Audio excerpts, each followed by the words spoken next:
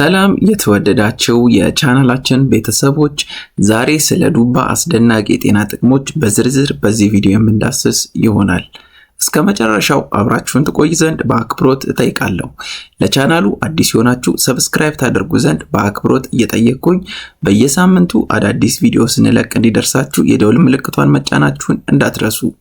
ቪዲዮን ላይክ በማድረግ ተጀምሩ ዘንድ በአክብሮት እጠይቃለሁ። ዱባ በውስጡ በርካታ ቫይታሚኖች፣ ማዕድናትና አንቲኦክሲዳንቶችን የያዘ ድንቅ ተፈጥሯዊ የአትክልት ምግብ ነው። ዱባ ከሚሰጣቸው በርካታ የጤና ጥቅሞች መካከል ዋና ዋና የሚከተሉት እንግዲህ ይጠቀሳሉ።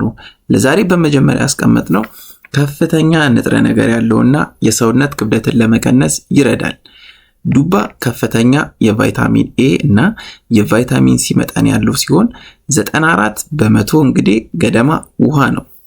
ይህም ብዙ ካሎሪ ሳይወስዱ ሆድን እንዲሞላ በማድረግ የሰውነት ክብደታችንን ለመቀነስ ይረዳል። ሌላኛው የዱባ ጠቀሜታ እንግዲህ ለአይን ጤንነት ነው። ዱባ በውስጡ ቤታ ካሮቲን የተባለ ንጥረ ነገር በከፍተኛ ሁኔታ ይዟል። ይህ ንጥረ ነገር በሰውነታችን ውስጥ ወደ ቫይታሚን ኤ ይቀየራል። በተጨማሪም ሉቲን እና ዚያክሳንቲን የተባሉ ንጥረ ነገሮች ስላሉት ከእድሜ ጋር ተያይዞ የሚመጣን የአይን እይታ መቀነስና የአይን ሞራን ይከላከላል። ሶስተኛ የዱባ ጠቀሜታ እንግዲህ በሽታን የመከላከል አቅምን ይጨምራል። በዱባ ውስጥ የሚገኘው ከፍተኛ ቫይታሚን ኤ እና ሲ መጠን ነጭ የደም ሕዋሳት በብቃት እንዲሰሩ በማድረግ ሰውነታችን ልዩ ልዩ ኢንፌክሽኖችን እንዲቋቋም ያግዘዋል። ሌላኛው የዱባ ጠቀሜታ ለልብ ጤንነት ነው። ዱባ በውስጡ ፖታሺየም በመያዙ የደም ግፊትን ለማስተካከል ይረዳል።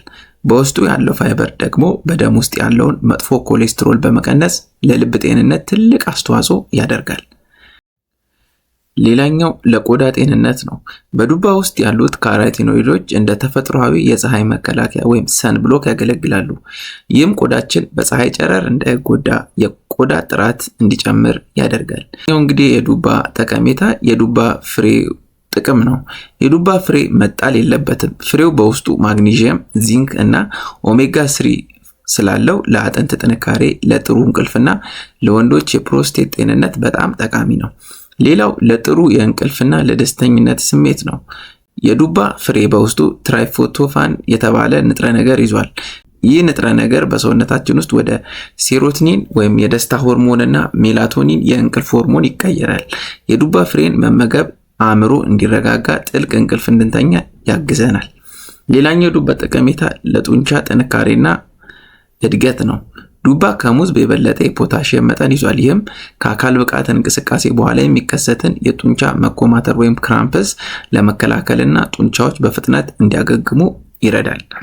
ሌላው የዱባ ጠቀሜታ እንግዲህ ለምግብ መፈጨት ስርዓት ይጠቅማል። በዱባ ውስጥ ያለው ከፍተኛ የፋይበር መጠን ለምግብ መፈጨት እጅግ አስፈላጊ ነው። የሆድ ድርቀትን ይከላከላል።